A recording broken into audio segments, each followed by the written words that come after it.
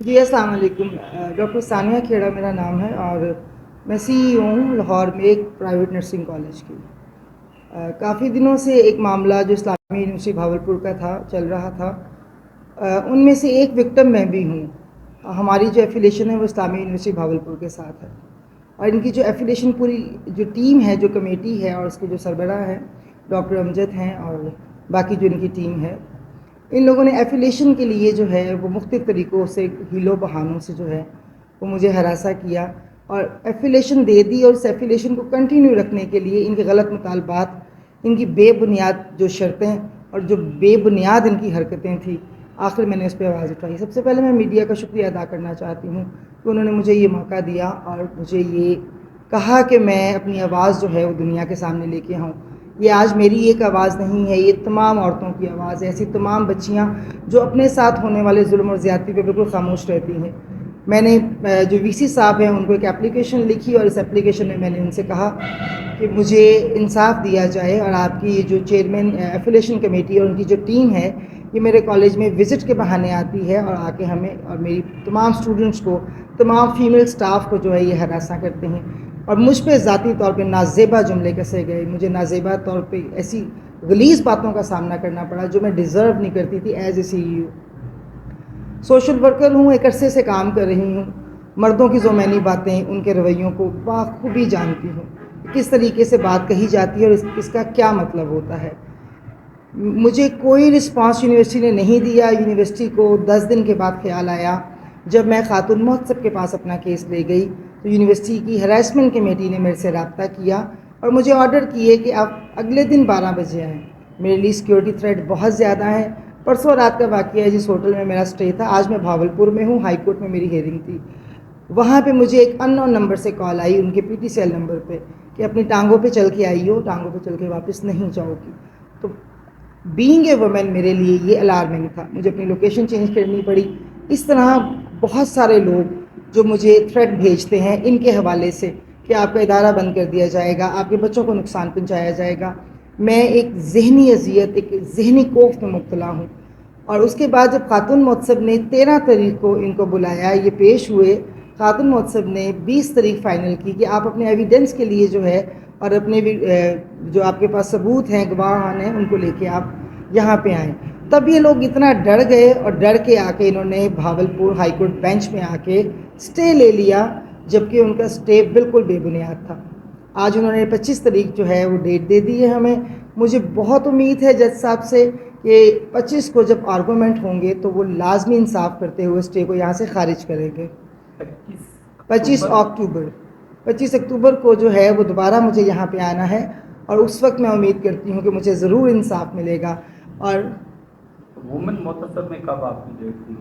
Women مہذب میں 20 کو تھی، 20 اگست کو، 20 اگست سپتمبر 20 سپتمبر کو جو تھی خاتون مہذب کے پاس ہم نے جانا تھا. جب میں وہاں پہنچی تو مجھے اسٹے آرڈر مل گیا. جو یونیورسٹی کا لیگل ایڈوائزر جو ہے اس نے اسٹے آرڈر وہاں پہ سبمٹ کرا دیا، جس سے مجھے پتہ چلا کہ اب ہائی کورٹ بینچ جو ہے لاہور بھاولپور بینچ جو ہے وہاں پہ پنو صاحب کے پاس جو ہے یہ اسٹے ہو گیا ہے.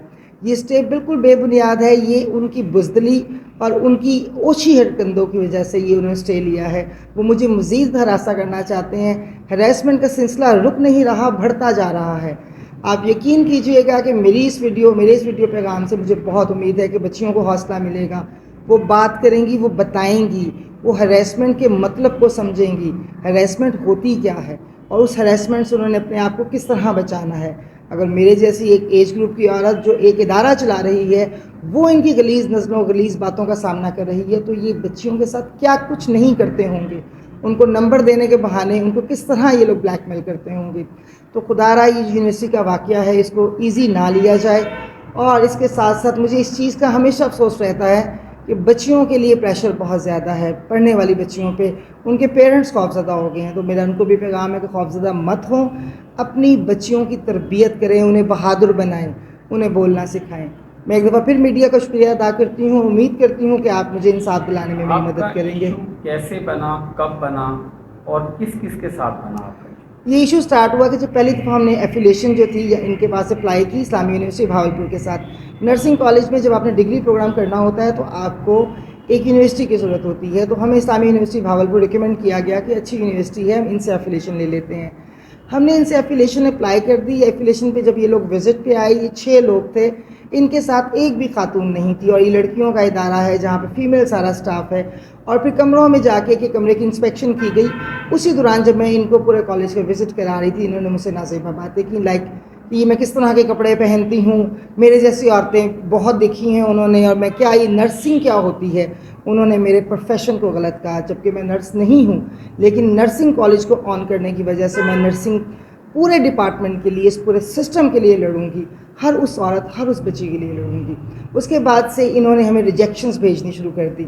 کبھی سینڈیکیٹ میں ریجیکٹ کرایا, کبھی مجھے انہوں نے سینٹ کمیٹی میں ریجیکٹ کرایا, اور اس کے بعد کوئی آپشن نہیں چھوڑی.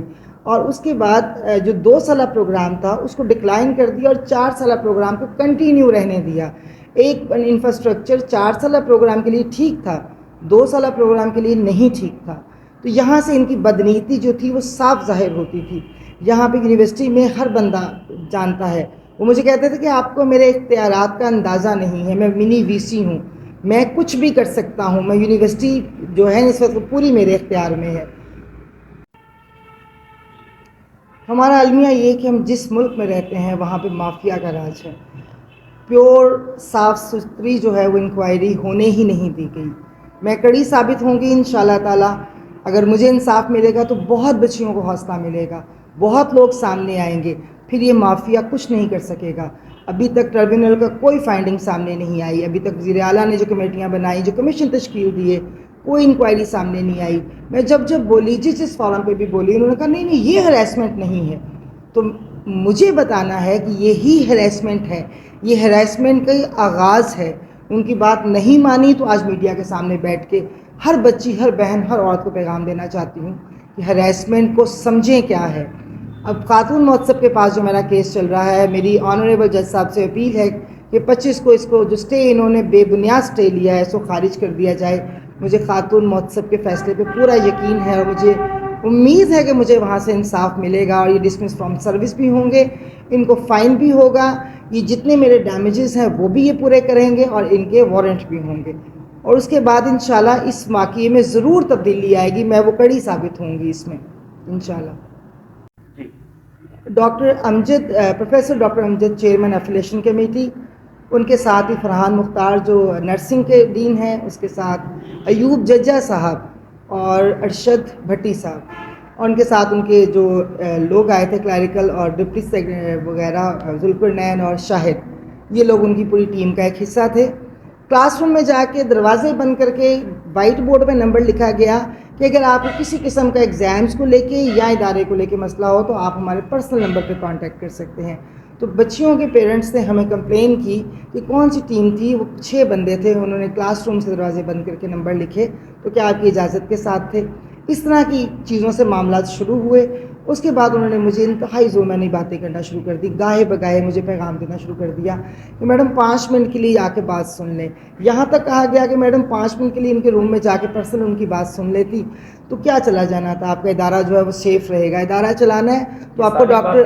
لاہور کے اندر ہوئی, لاہور میں ہوئی. اس کے بعد جب میں اپنا لیٹر ریسیو کرنے یہاں پہ آئی, ڈاکٹر امجد کے روم میں گئی, میں نے کہا سر میرا ایفیلیشن والا لیٹر دے دیں, مجھے وی سی صاحب کے آفس سے اطلاع ملی ہے کہ میرا لیٹر ریڈی ہے.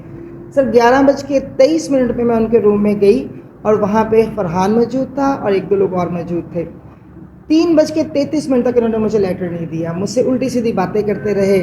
مجھے پتہ نہیں اتنا ذہنی خوف نے مطلع کیا کہ میں رونے لگ پڑی, اور میں نے ان سے کہا کہ مجھے ایفیلیشن نہیں چاہیے, میں اتنی ضلالت برداشت نہیں کر سکتی. اسی درمیان میں جمعے کی بریک آئی. جب جمعے کی بریک آئی تو یہ جواد اقبال صاحب ہیں, ان کو میں پہلے نہیں جانتی تھی. ان سے ملاقات ہوئی تو انہوں نے آتے ساتھ مجھے کہا آپ ثانیہ ہیں. میں نے کہا جی. سنا ہے آپ بڑی ڈھیٹ ہیں, بڑی ضدی ہیں, آپ بات نہیں سنتی کسی کی. میں کہا سر میں آپ کی بات کا مطلب نہیں سمجھی. انہوں نے کہا کہ امجد صاحب سے بڑا ذکر سنا ہوا ہے, آپ بنا کے رکھیں ادارہ چلانا ہے تو میں کہا مجھے ادارہ چلانے کے لیے بنا کے کیوں رکھنی پڑے گی, مجھے اس بات کا مطلب سمجھ نہیں آ رہا. تو انہوں نے کیا لگا کے کہا اس کو مطلب نہیں سمجھ آ رہا, جبکہ عورت ہونے کے ناطے عورت ہر چیز کا مطلب سمجھتی ہے, ہر چیز, ہر نظر, ہر جملے, ہر فکرے کو جانتی ہے, لیکن سم ٹائم ہم اگنور کر دیتے ہیں.